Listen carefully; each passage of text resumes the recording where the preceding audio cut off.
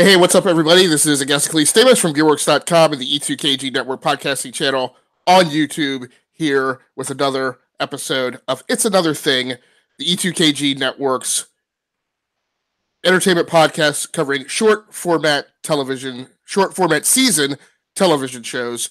Dave, Pecci, who I will introduce here momentarily, and myself are just two namby-pamby to keep up with all the television shows that are going on all over the place in the superhero genre and sci-fi. We have elected to just focus on one show at a time. We typically make that show one of these television shows that are in like the 6 to 13 or so episodes, just so we can kind of follow along with something pretty closely, let it get wrapped up in a reasonable amount of time, and then we go on hiatus for a month or two, and then we come back and do another segment on another show. It's been such a long time since we've gotten back together since the season finale of Cloak and Dagger, which was our last soiree. Dave Pecci, how you doing, man? Good to see you. I've been working at a school part-time, and I have an interview coming up on Wednesday for a full-time position as a school librarian, so hopefully I get that. But that's what's new with me, and currently I've been watching Luke Cage, kind of a backlog. I've been watching a lot of the Netflix shows. The new Legend of Monkey, Disenchantment. There's one other one on Netflix that I can't remember that I was checking out as well. As I go to look it up right now. It was 3% was a really good one. Also, 3% is going to have season 3. Legend of Monkey, no confirmation on a season 2. Disenchantment, no confirmation on a season 2. Really bummed about that. I don't know what Netflix has planned in the future. Rolling back to Marvel, we know that Iron Fist will not have a season 3, which makes me question what will happen with future Marvel shows. Will we see a Gifted season 3? Will Luke Cage have a season 3? I haven't followed if anything else has been renewed. Agents of S.H.I.E.L.D. is coming back summer 2019. I think it's still on ABC. We know Cloak and Dagger is going to be coming back as well. And I think it's still on Freeform, was it, that we watched it on? Yeah. So kind of interesting, makes me wonder why Iron Fist got dropped and what that's going to mean for our other Marvel shows. But overall, I'm kind of thinking the first 3 episodes of Gifted, I wasn't too impressed compared to season 1. Overall, I'm going to start there. My hopes aren't as high. I really liked episode 1, and then episode 2 and 3 slightly lost my interest. And we can go more into that. I don't know. What are your overall thoughts of general Marvel and also this first 3 episodes? Just overview. I'm kind of there with you with the Gifted, and I haven't fully resolved exactly how I feel about it, but yeah, I'm kind of there with you where I feel like I'm not quite as excited as I was last season. I feel there's a weird dynamic going on where I feel like, what Matt Nix is trying to do is he's trying to render a lot of the similar content that we're accustomed to seeing with the X-Men, particularly if you look at the conclusion of episode number 3, which we'll talk about here shortly. But the show feels very small for some of those concepts that take place in the X-Men comics and on and even in some of the movies, right? I think I mentioned on the most recent episode of It's Another Thing movies, where we were revisiting Scott Pilgrim versus the World along with fellow co-hosts Jonathan Reyes and Peter Morrow. I think one of the things I mentioned about The Gifted is it feels very much like The Misfits. Have you ever watched that show? No. So The Misfits is a BBC show. It was one of the most highly rated shows going on over there when it was in its run, and it was this weird thing where it supposedly kind of took place. There were lots of aerial views. It supposedly kind of took place in this place that actually exists. I think in or around or near London, what we would call in America a suburb.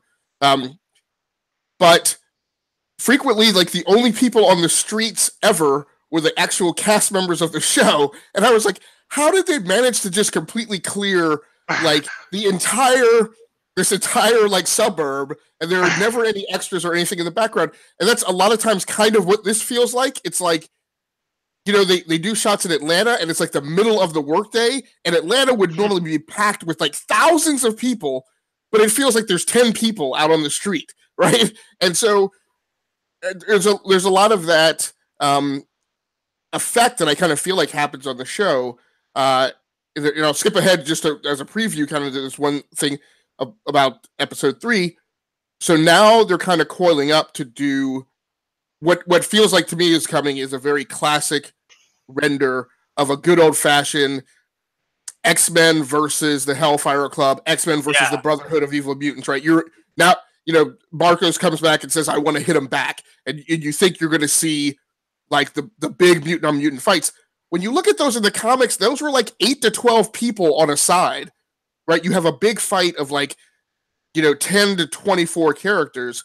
And obviously that's not what you're going to get here, because the reality is that the Gifted, you really at any time have kind of 3 to 5 members of the X-Men. And like the Brotherhood of Evil Mutants right now is Reva, who probably won't actually get into the fight. You have the Frost Sisters, which is really kind of like one character. Yeah. And then you have Andy, and that's kind of it. Now, I lose track, and I shouldn't, but I lose track with but then you have Fade, and I think Bulk is the other. Bulk or Barge is like their really big, strong dude. So it's going to be kind of a well, and then I guess you have Polaris, but it's still overall it feels like it's going to be kind of a smallish fight, and I just don't know exactly how it's going to come off. Yeah, it feels like we're lacking characters compared to what we had in like season 1, right? It feels like there's not as many like extra, like we just got introduced to, who was it, that girl and her sister, right? And they weren't even major characters, but they kind of like, all right, we found your sister and now you're off. Right. And then you have I cannot remember her name. I'm trying to on IMDb now. The computer mutant, I call her. Oh yeah, we saw her very briefly. Very briefly, right. It was like so funny how brief it was. Yeah, I mean she was like in the truck, you know. So but still overall I still like the show, right? I'm definitely not saying that. It just feels like it has not gotten cooking as quickly as they did with season 1. Right. Now that all being said, potentially there's greater potential, like, but hypothetically there may be greater potential for this season than we had last season, just because of how much groundwork they've set and the things that they potentially have, you know, coming down the pike. So I don't know. It's tough to say. You have the additional development just to do another skip ahead of again, I'm forgetting his name, Stephen Moyer's character, you know, his suppressed mutant abilities actually coming. Right. Yeah, that was very interesting too. Well, it's almost funny. It's because they're kind of recycling characters, right? They're kind of like, oh, let's not add a new person. Let's just kind of make this person have powers. I mean, yeah, I mean it's hard to tell. But let's go ahead and run down. Let's go ahead and run through the first 3 episodes, just plot wise, and then maybe we'll circle back and start talking about them in detail. Because we've got 3 episodes to cover, and there's a ton of other podcasts going on the E2KG network, I am not as prepared as I sometimes am with show notes and talking points. So I'm going to be queuing straight off of Wikipedia. And while standing here at my standing workstation, trying not to drop coffee from 6 feet. Episode 1 was titled Emergence. Interestingly enough, and I've been trying to get a hook on this, and it keeps kind of skirting free because I never quite lock it down by doing a quick Google search. And then when I'm looking at the guy, I'm not sure I'm looking at the right guy. Directed by Robert Duncan McNeil, who probably everybody else on the planet other than me realizes was Lieutenant Tom Paris from Star Trek Voyager, who has actually directed a number of these and has has actually done a number of, and I think he maybe directed an episode or two of Dark Matter. So I think his name has come up several times in the shows that we've tracked on It's Another Thing. So very cool. And of course, written by Matt Nix, the current showrunner, with the ouster of was it I don't know who was the last who was the actual X-Men guy? Was that not Brian Grazer, right? Yeah. Okay. So yeah, go ahead. Anyways, I was gonna say, it kind of makes me wonder, with this first. Well, I guess I'll go into the kind of what we have here on Wikipedia, kind of the summary of what happens in episode 1. It starts off where Reva kills what seems to be like the original people of the Inner Circle, and she kills them.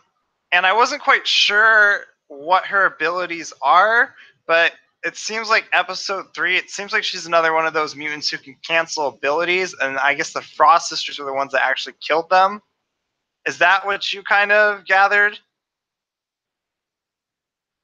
Oh, I can't hear you. Yeah, sorry, I've got both a hardware mute and a software mute. No, I took it, and again, it could just be completely me reading into it. I took away from it that her powers were like banshees, so I thought it was a sonic cry. Okay. That neutralized everyone, but again, I could be. But yeah, a sonic cry that neutralizes them, right? It's not like it's making their ears explode or something. No, I took it as an ear thing, but okay. I could absolutely be wrong, but it could just as soon be yours, because I will admit, watching it, it did seem like it was something more than just a sonic boom, sonic cry, whatever. In particular, because she could turn, because it's not like Black Bolt, right? It's not, or the analog to Cyclops' eyes, but just by virtue of opening her mouth, it doesn't get initiated. She has to deliberately initiate it, which might means it's something different than just sound. So yeah. The other thing too is I could not find a reference of her in the comics. Maybe you can enlighten me. Is she anywhere? Not that I know. Not that I know of. And I just quickly, I want to correct. I said Brian Grazer. It's Brian Singer, who was ousted at Fox and has been kind of the head honcho of the X-Men universe on the big screen, leaving Matt Nix firmly in charge of the Gifted as a series. No, I'm not familiar with her at all from the comics. I am familiar with the actress, who I think is Grace Byers. I think is her name. Yeah, Grace Byers, who.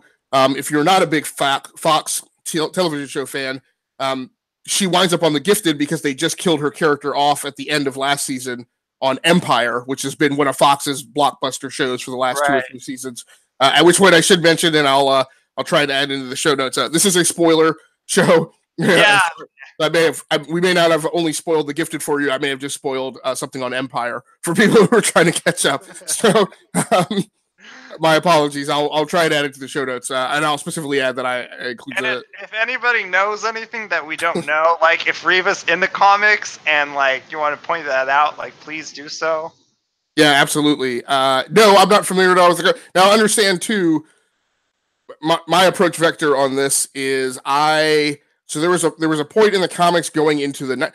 So many of you, this is very analogous to the Flash thing, as far as my relationship to the other generations of people who are into this content, because lots of people who are fans of the Flash, who may be from your generation or maybe the generation in between, to them, Wally West is the Flash, because when I was in comics, they killed the Flash off at the end of Crisis on Infinite Earths, and he didn't come back for decades.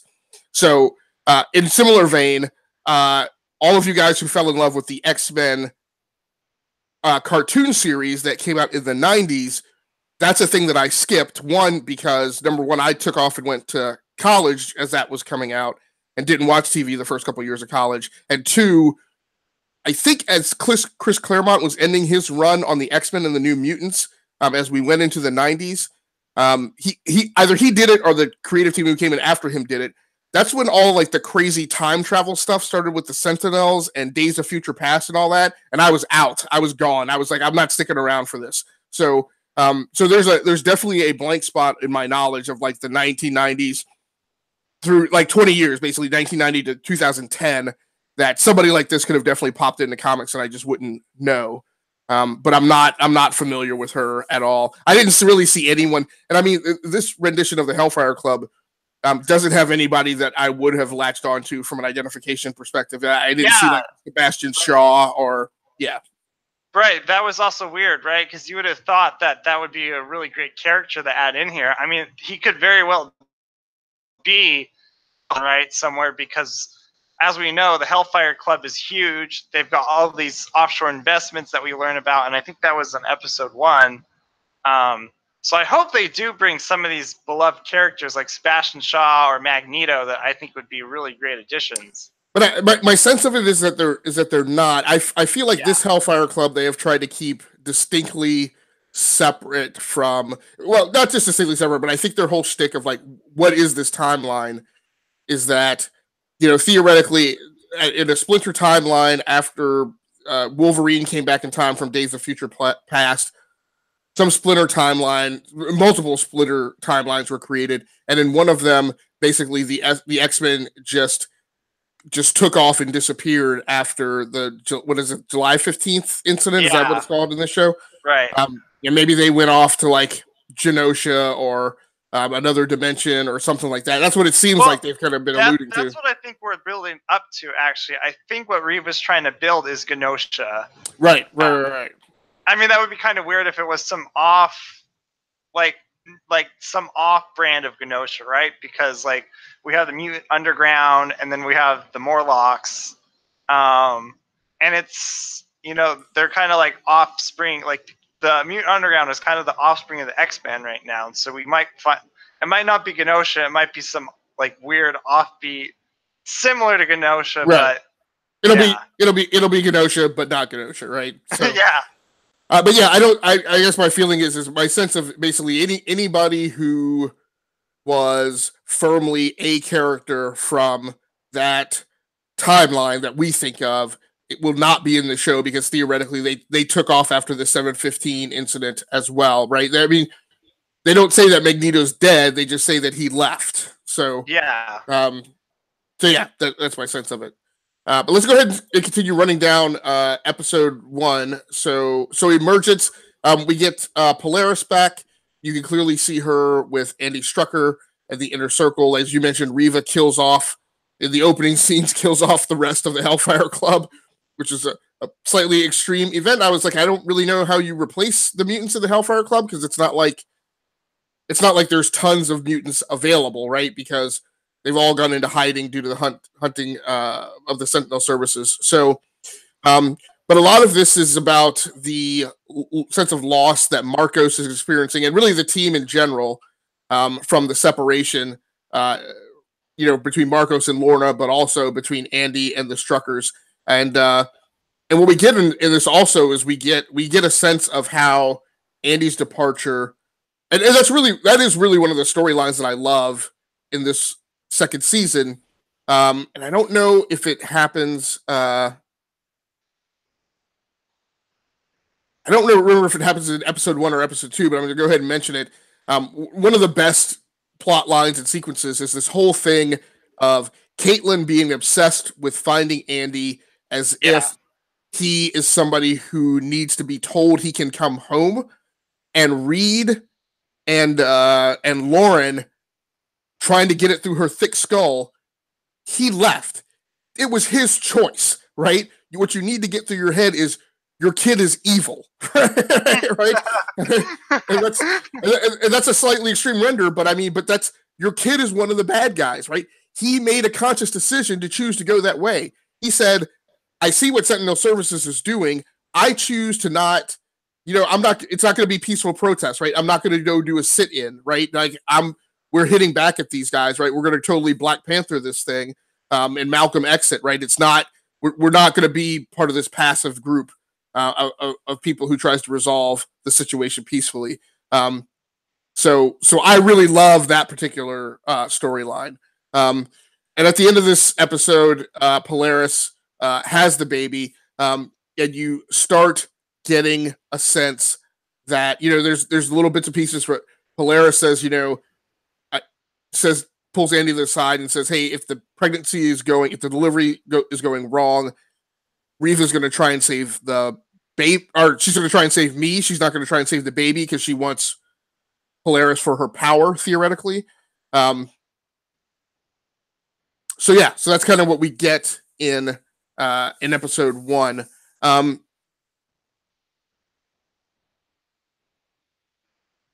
Yeah, and that was kind of like the big event, was the baby was born. Right. And that was exciting. Baby's named Dawn. They had originally, there was a little bit of fan service in last season where they had said if they'd ever had a baby, they were going to name it Aurora, which of course is a name of one of the members of Alpha Flight in the comic books, who has a close relationship with the X-Men. And Aurora, they said, is Dawn in Spanish, I guess. Right. So the kids, right. So Polaris actually names the kid Dawn.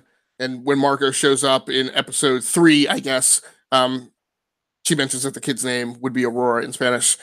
So what we get now in this first episode and in the second season is we get a slight movement of the chess pieces, right? And in terms of actors and actresses, we get people paired up with a little more intimacy in one-on-ones with certain characters. Any particular relationships and on-screen relationships that you're seeing played out that you like, or any that you feel are not working from an actor-actress chemistry standpoint? I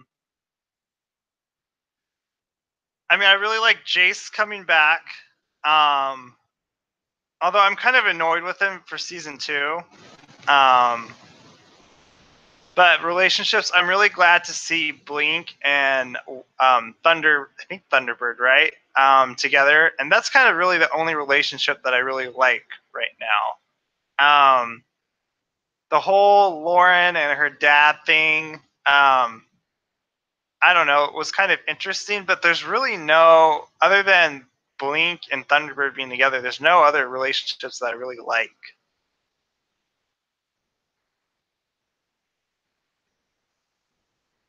Yeah, and you hitched a little bit at Thunderbird. I go through that too. I frequently am like, wait, is he Thunderbird or is he Warpath? So I have to go back to the wiki and remind myself which he is. I mean, so one thing that's interesting is I'm curious to see the chemistry play out between Emma Dumont's character Lorna and Andy Strucker. Just in terms of, they are two incredibly destructive, potentially, mutants with the power levels that they have. That arguably, if you look at the finale of last season, as kind of the mutant draft, right? The number 1 and number 2 draft picks kind of both went to the evil side. So it's an interesting set of power leveling. And those intimate moments between the two of them are very interesting. So at any one point, I guess one of the things I'm curious to see play out is at any one point, Polaris or Andy Strucker could flip back to the good side, and I actually don't want that to happen, right? Because I don't think that's going to happen. I'll tell you why. Okay, go ahead. I think the emergence of the dad's power is a foreshadowing that there's only going to be a pair of 2. So it's rather going to be the son dies, and it's only the daughter and the father, which I think is what they're starting to set up. And I think it was episode 2, the lawyer said that your friends are gone, and I think that was a foreshadowing. You're going to have to kill them. And I think what's going to eventually happen is I think we're going to see I think, honestly, if we're going to see, I feel like Polaris or Marcus are going to die, and I think it's going to be Polaris is going to go down. And that's going to set up what's going to happen for season 3. I think that's going to be for Andy. I think it might have to come down that the daughter's going the sister's going to have to take him out, and the dad's going to have to help. So I think that's kind of why they added the father in there. But that's just my speculation. Okay, so those are some interesting theories. I'm not quite there with you on all of those, but I definitely think that there will be a death or a serious injury this season. I'm almost curious to see if they're going to put somebody in a wheelchair and kind of have them be the Professor X equivalent. I don't know. But I definitely think somebody is going to get seriously injured to a point where they are bedridden, and as a chess piece, they are taken off the battlefield. Potentially involving severe broken bones or burns or something. But yeah, that'll be interesting to see play out. I actually am enjoying the moments between Reed and Lauren, just one on one, and her now being in the mode of, they haven't quite set this up. Well, they've set it up, but they haven't gotten into it. This notion of that now she's the one who's positioned to help him through his transition into being a mutant, and potentially help him try and figure out how to control his powers. It is also very interesting, though, that they are, because there's always been this weird thing of like, there's Caitlin and Reed, and they are kind of the parental figures for the mutant underground, but have no powers. Reed's power set is, again, he's an off-the-chart mutant, and it looks like he's about to become the most powerful mutant amongst all of them. And if they keep going with his powers manifesting, and it's interesting to see if this is a thing that they're tipping, but then they're going to skirt away from. He has the most destructive powers. He seems like he can do just as much destruction as the Strucker brother and sister, but he doesn't need somebody else to hold hands with. So yeah, that would be interesting, right? Yeah, he's kind of doesn't. It feels a little to me like they're kind of making him the Magneto of the show. That'd be interesting. Yeah. Yeah, so we'll see how that goes. On to the description of episode number 2, titled Unmoored. It's also interesting. So last season, season 1, all of the episodes had an X in their name. I just mentioned that it's interesting that it feels spiritually like they're setting Reed up to be the spiritual equivalent of Magneto, and all of the episodes in season 2 all have a capital M somewhere in the name. So there's that. Are we going to see a spiritual successor or the actual M himself? I don't think there's any way we're going to see Magneto, is my guess. But that M can mean so many things, right? It can mean House of M, which is kind of what the new Hellfire Club is kind of becoming. So the other thing too, so the next episodes we have coming is Outmatched and Aftermath. So I'm wondering if we're going to see, and all they have is up to October 30th. So I'm guessing we're going to have a holiday break, and then they'll probably come back to it sometime after Thanksgiving. I don't know. Well, it's tough to tell, because so they're turned on for 16 episodes for this season. You would think that they would want to knock 8 out before the Christmas break. Yeah. But there's no guarantee of that. They may do 5 and then run 11, so that the second half of the season takes them into the May sweeps. Then again, is this a show that you want competing in sweeps, or do you want to? I've been thinking that they want to do it more like The Walking Dead, and have it wrap in like March or April, so it stays away from heavy hitting TV shows that bring all their guns. I don't think they want to be in, duking it out amongst like all the CW shows. So I don't know. So yeah, go ahead. Oh yeah, I was just saying, it's just hard to say, but I feel like feel like we're gonna have a change after 5. Yeah, I definitely think we're going to do a different status quo. And so as of right now, I'm going to go with it's the manifestation of Reed's powers. Right now, this first time they're going to go out on the battlefield, Reva will be the most powerful mutant if she engages at all. But like I said, I think, and they may have Reed with his powers available, but just not knowing how to use or control them. But I think my guess is they get their butts kicked in Outmatched. And then they're licking their wounds in Aftermath. And then the next time that there is a mutant on mutant crime fight situation, they will have Reed fully available. But episode 2, that was kind of my least talking point of all of them. But yeah. So let's see. So this is really about the road trip back to Atlanta to meet with the lawyer who found Thunderbird, who was completely doing a what Logan was doing at the beginning of the X-Men, of the first X-Men movie. He was doing bare knuckle fighting for money in a bar, ostensibly in Canada, or he was in Mexico.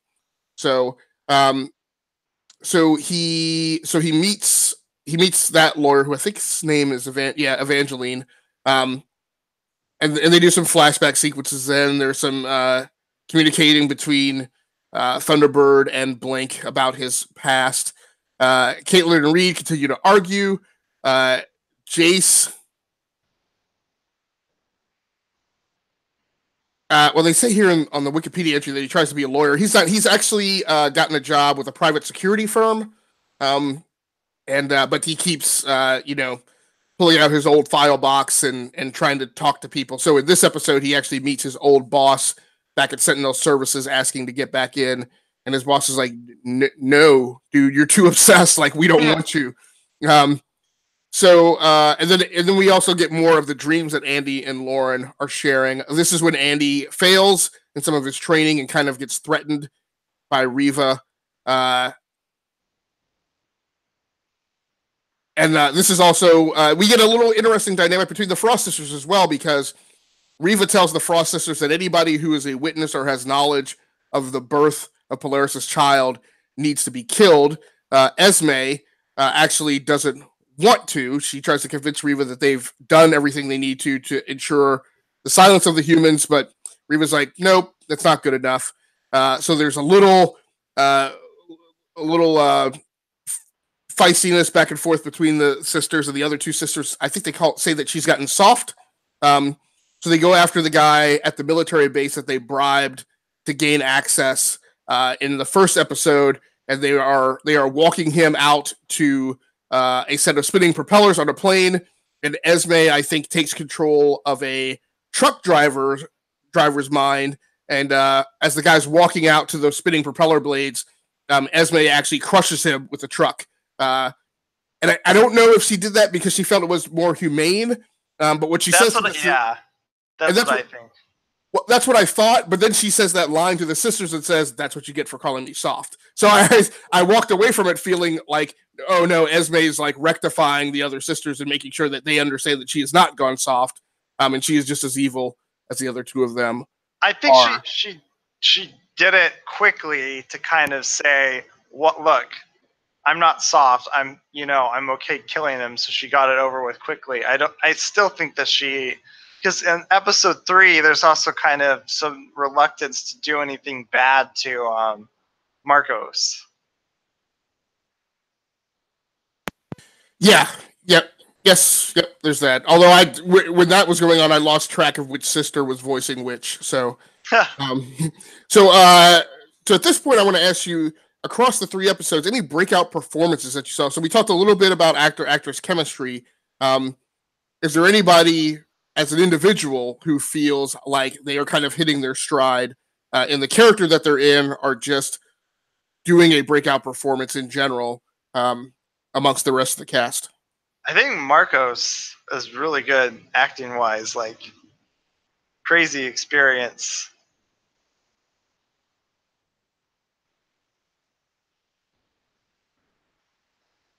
Very cool, very cool. For me, I really like seeing what Amy Acker is doing with her role, who I'd have to check. I don't really think that she is that much older than some of the other cast members, some of the younger cast members. So she's 41. So she's not that far removed. I mean, Jamie Chung is 35. So she's not that far from some of the other younger cast members. But I don't know. I feel like she's doing a role. She's taking control of her role as Caitlin, in a manner that kind of defies like the very small age gap that there is between her and the other cast members. I feel like clearly her experiences with Whedon and some of the other things that she's done are really being brought to bear. I really like the role that she's playing. And again, this is a character that kind of struggles a little bit because she's a little maternal. But like I said, she's not that far removed from from some of the other actors on the show, and concurrently she doesn't have any powers, so she has to, they're helping her out with the script, but she also kind of has to hold her own in a lot of these scenes where a lot of these other characters have a little something extra and special that they can bring to bear, in the course of their on-screen portrayal. So I like it. I like what she's doing. It's kind of a weird thing in this show where you have so many unknowns, and then you bring in Amy Acker and Stephen Moyer, who were brought in specifically to bring name brand recognition to the show. And so it's very nice to see them doing exactly that. And actually, in that context, I feel like Amy Acker is kind of doing it a little more than Stephen Moyer is. So yeah. Kind of a regret that I had about episode 3 was I was expecting a little bit more from the Morlocks. Like, an appearance of Callisto would be good. But it seems like we're not really getting anybody. I mean, we're 3 episodes in, and we haven't really seen anybody recognizable from the comics yet that's new. Yeah, and like I said, my sense of it is we've seen as much as we're going to see of that, right? So we've got Thunderbird, we've got Blink, we've essentially got Sunspot, because that's really what Eclipse, Marcus really is. You have Polaris, who's an actual character from the comics, exactly by name, and then Dawn or Aurora, kind of. Yeah, right. Yeah, kind of. There was somebody else I was going to say. And I lost it. I will say, so when Evangeline says Erg, I don't know why, but for some reason I thought, I guess maybe it was just because of the name Erg made me feel like it was a big tank kind of guy. And I was like, oh, is this going to be like their Juggernaut? But it obviously wasn't. But we did get the Morlocks, which I thought, even if it's not Callisto, by name they are essentially, again, spiritually kind of exactly what the Morlocks are in the comics. They're setting up this thing to have this relationship with Blink. That's going to be interesting to see how that plays out, as essentially Erg has asked her to kind of, I guess we're going to see how it plays out, right? So it feels like they're setting it up for Blink to not have a problem with keeping Erg in the loop of what's going on the surface, because she's being set up to think that it's a victimless crime, right? Like, the Morlocks aren't doing anything against the X-Men. It's just kind of keep him in the loop. What will be interesting to see is, does Erg take that information to his own advantage and actually do something to act in a manner against the cause of the X-Men? So, I'm just looking reference right now on Wikipedia. I feel like there was another kind of recognizable Morlock in there. Erg is from the comics, what I'm seeing right here. I'm not I haven't been deep into reading X-Men comics. I can't remember who it was, but I feel like there was another person in that in the Morlock scene that was from the 90s show, but I can't find their name right now, and I don't think he wasn't an important character, but he was shown. Yeah, and I the only characters I even remember from the Morlocks are Callisto and Toad. Right, not Toad, Leech. But Leech. Right? Yeah, not Toad, but Leech. Yeah, and those were the only two. To me, it's always been more of the Morlocks are kind of a force in and of themselves. They're a factor in the war, less so any one particular individual other than Callisto. Now in the comics, what you had is in the late 80s, the big deal was you had the fight between. So there's one of the biggest story arcs is when basically kind of the equivalent of Sentinel Services comes after the X-Men, using a weapon created by the Mutant Forge, and they are after Rogue, supposedly for her, I don't know, for her stealing of the powers of Captain Marvel, and they try to shoot her and miss and hit Aurora, and so there's this period of time where Storm has lost her powers. And two of the big things that happen is I think at the time she's leader of the X-Men, and Cyclops is like, well, you can't lead now that you don't have any powers. And they fight it out for leadership of the X-Men, and she kicks his ass in the Danger Room. And I think that there is then a fight, but I think Callisto also kind of is like, well, there's some argument between Storm and Callisto, and same thing, she goes at it with Callisto for leadership of the Morlocks, and I believe she beats Callisto, and for a time is leader of both the X-Men and the Morlocks. Yeah, that's what I was also reading too on the Wikipedia page.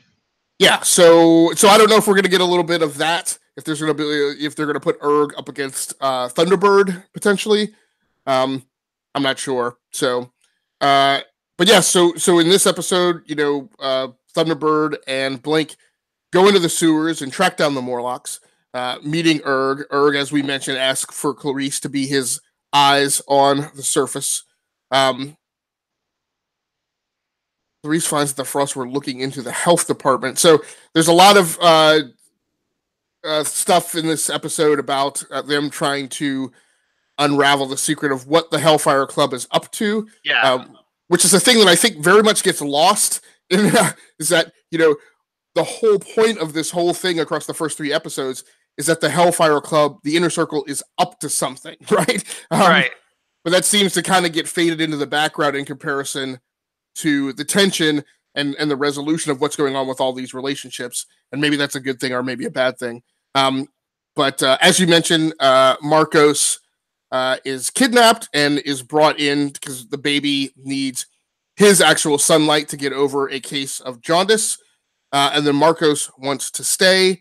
The Frost sisters basically mentally compel him to leave, but his desire to be with his child is so strong that he is able to psychologically fight through their mind control. And finally, Marcos has to be neutralized by Riva herself, burning his arm in the process.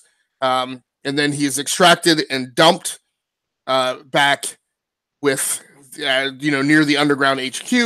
And the series and the episode ends with him saying that he wants to now hit back at the Hellfire Club, which is kind of setting us up for, as I mentioned at the top of the episode, what I feel like is going to be a good old fashioned brawl between the two. Right. Question being, where is that going to occur? Is that going to be out in the open in the middle of town? Yeah. Which is kind of what you would normally have in an X-Men comic. The Brotherhood of Evil Mutants would just straight up assault Xavier's school for gifted youngsters in the middle of the day. But because these guys are all supposed to be in hiding, and in fact, the Struckers are believed to be dead. It'll be interesting to see which way they go. At this point, I'm going to mention one of the things that I am not liking as much about this season is we're not getting enough Kobe Bell, who plays the character Jace. And I don't really like, so what's his point right now, right? It's kind of like, it's kind of like he's just like chasing like Tell, right? And not doing any action. Right. Yeah. I think I love Kobe Bell as an actor in this show. He's been doing a great job from the very beginning. I like what Kobe Bell's doing because I don't like Jace Turner, which means that Kobe Bell, the actor, is doing his job. But I like this. I feel like this is a plot line that they are holding on too tightly, and I just want to resolve. Right? One thing that I don't like is I don't like the plot line that keeps coming back to the well. Right? We do this thing with Jace Turner. We seemingly resolve it, and it's done. Now he's looping back around, right? And he's a bad penny, and he keeps turning up, right? And I'm like, look, either get the guy back in, some kind of, via some type of side load into a government agency, or let this go. But this constant, I went back in, I've got this information, I've got these files, and us getting 2 minutes of him on screen every episode, I don't like. Now, I get it. Maybe it's all coiling up for a payoff where he is going to get back with Sentinel Services or with a new agency and kind of go back to being a full-time mutant hunter. But I want something to be done with him to establish what his new status quo is. and have him take off on that arc. So I don't know. Across these 3 episodes, general feelings on pacing. This, feels yeah, it's a slow burn, which is unfortunate, right? Because you get to the end of season 1 and you have Polaris tearing an aircraft to shreds in the sky, showing her power. You get the Von Struckers destroying a whole building, and you get representations of Andy's power. And I mean, I guess I'm hoping Outmatch is a big payoff, because I think what you're saying is we keep sitting around waiting to see these guys really bring their powers to bear, and Polaris is in a nursery twirling a metallic rattle in the air, right? Like we want to see like the superhero stuff. Yeah, I know. And it also makes me wonder, what do we have? What's coming for the Marvel Universe, right? What does that mean for the Gifted coming up? Because it almost feels like they're not putting a lot of effort into this season for a reason. I don't know if that's because they're thinking about taking it to a new direction, or if they're gonna make this the last season of Gifted, then relaunch a new X-Men coming up in 2019. Because there's changes that I think are going to happen for the Netflix Marvel Universe, because it's very sudden with Iron Fist being canceled for season 3. So it makes me wonder, what do we have in the future for Gifted and everything else? Yeah, I'm gonna. So here's my guess. My guess is not a lot of that is filtering into these guys' intent or the direction they're going. I feel like as a creator, same with a lot of things in life, right? I feel pretty certain that Matt Nix is charging down the line that he's drawn, regardless of the things that are going on either side of him. I feel like this is. What I will say is, of all the things that I've said, of like, I'm not sure what they're doing here, or I don't like this, or what I'm very certain about is that whatever they are doing is very deliberate and very much the way that they want to go.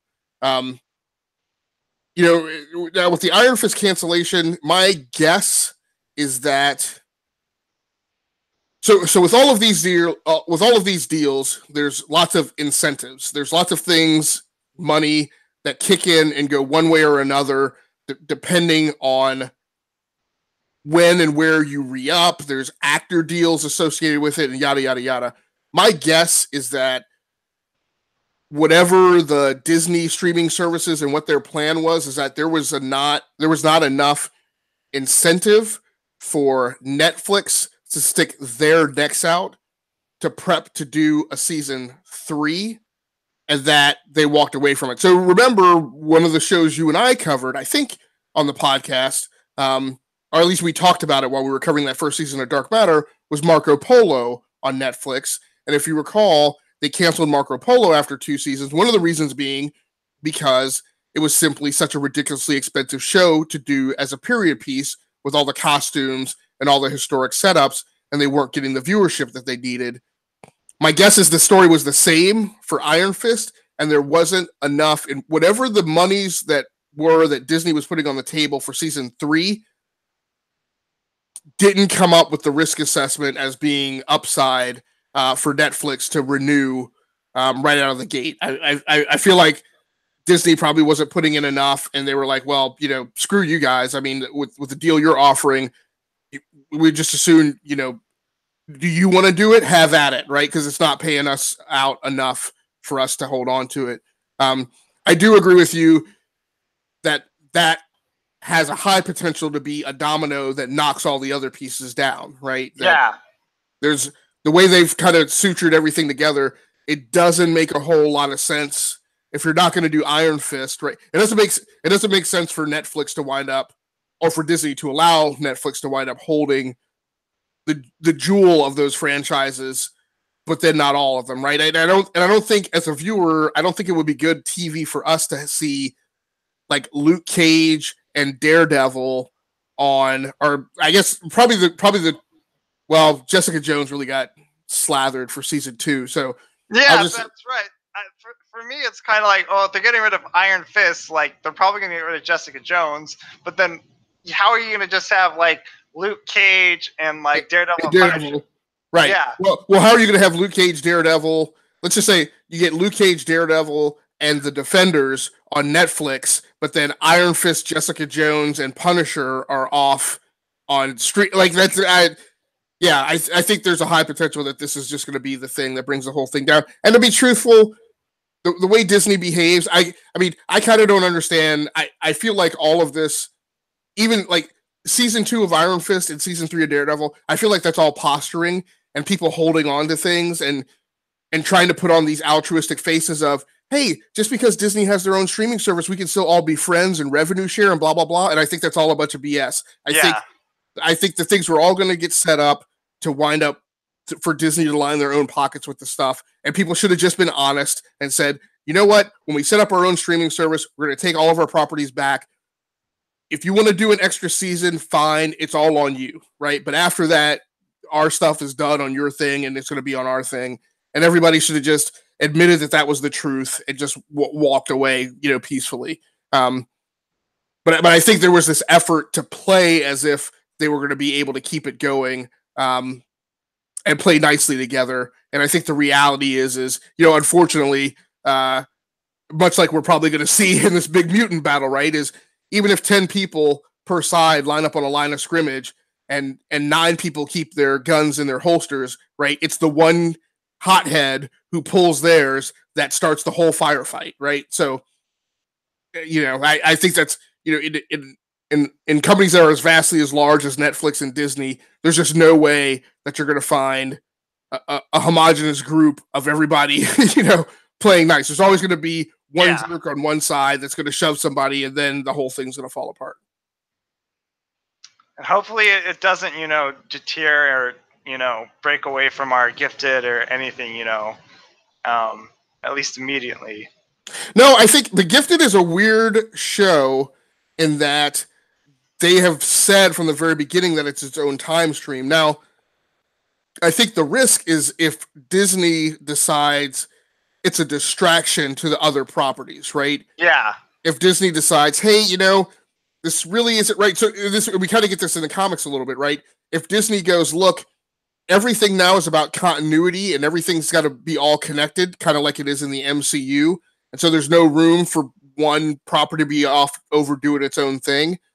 And they go, if they go Lifeboat Earth, right, in a world of finite resources, despite the fact that we have billions of dollars, it makes no sense for us to be pumping $80 million into this thing over here. That's $80 million that could be going into larger MCU continuity. Then they could pull the plug on it. But for right now, it may cut the other way where they say it's $80 million. It doesn't really matter, right? Let them continue to do their own thing. So it'll be interesting to say the least. So I don't have anything else for this episode. Dave, do you have anything? Yeah, I'm just thinking that it's very interesting.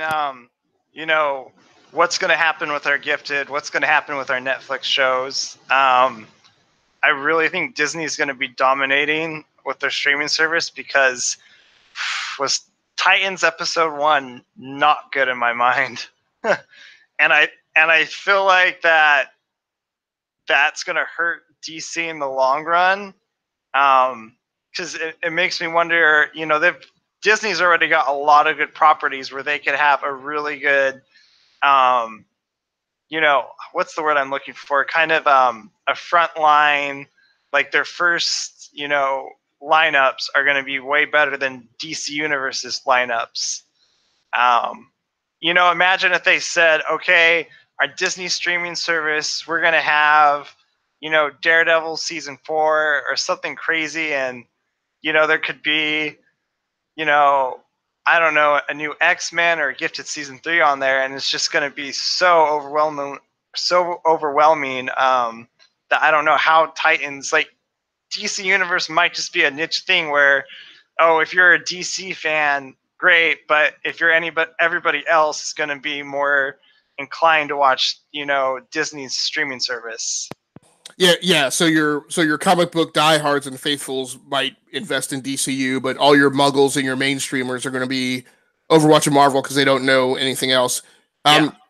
Yeah, and I mean, I could see that. I will also say, as I mentioned, the E-Man on Twitter, but I've been convinced that the thing that's going to cause the extinction of the dinosaurs, during this, movie Jurassic period that we're in, is it's going to be saturation and overcompensation, right? Which, and by that I mean, I don't really think that we needed a Venom movie. Now, that being said, I say that because I've never been into Venom, right? That character is not important to me. Oh my gosh, he's one of my favorites. But that's okay. And I get it, and some people are into that, but like I highly question, like, did we need a Venom movie? And then I go, and we certainly don't need an Eternals movie, right? Which is one of the things that is supposedly in the MCU pipeline now, particularly after we spent 5 seasons of Agents of S.H.I.E.L.D. Coiling up for the Inhumans, and then when Inhumans finally dropped, it was a complete disaster, right? Yeah. Like, so there is a threshold of character in my mind. There's a threshold of character in the Marvel universe or any universe that doesn't need to be addressed in its own television show. And when you start doing things like, excuse me, I'm still struggling to get over this cold. When you start doing things like making the elongated man a big centerpiece of your content, like, I question, like, are you really scraping that bottom of the barrel? Like, you haven't done, at this point I'm talking about the CW, like, you haven't done Starman or Booster Gold or Blue Beetle, right? We still play around. Now, I'm saying this as of the last time I watched a CW thing, which would have been, back into the beginnings of the previous season.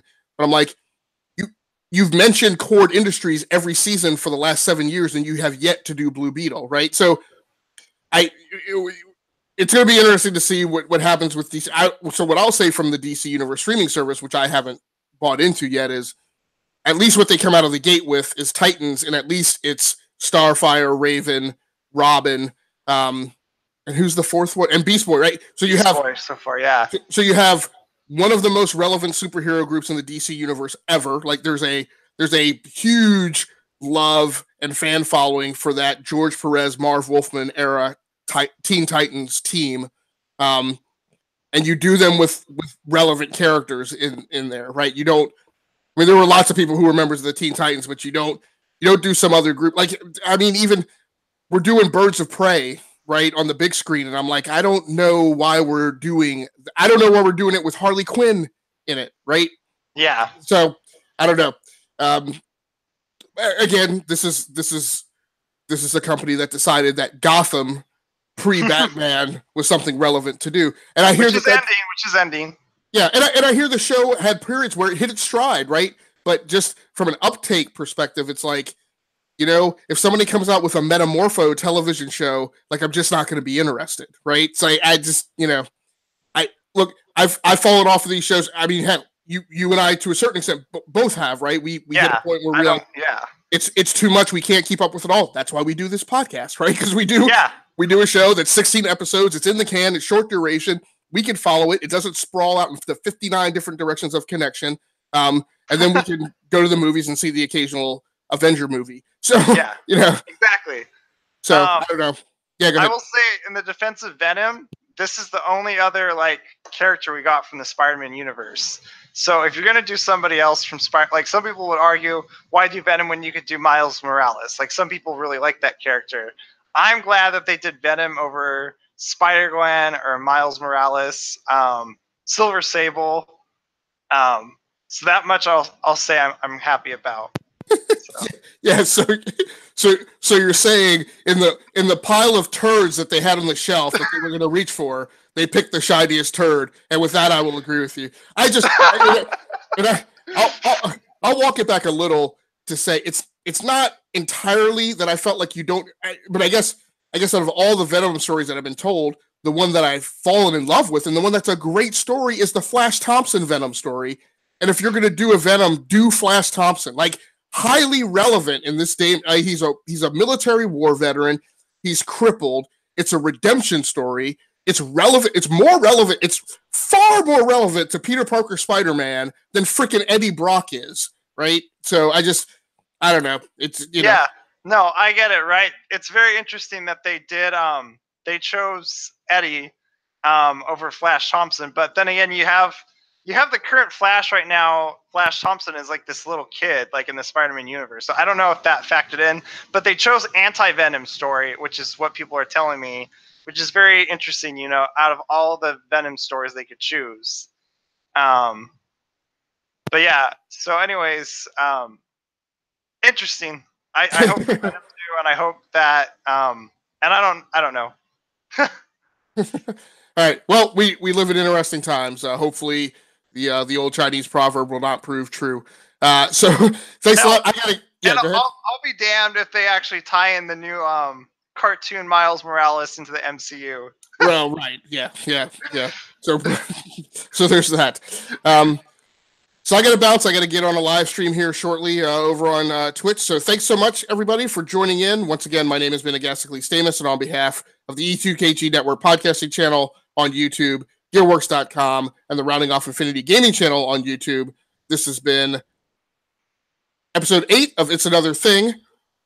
And my co-host has been Mr. Dave Pecci, as always. Thanks so much for joining in, everybody. We will let you know. Keep an eye on our Twitter feed, and we will let you know when Dave and I will be rallying once again to cover what will probably be episodes 4 and 5. So look for that probably towards the end of the month, beginning of November, where we will reconvene and discuss those 2 episodes.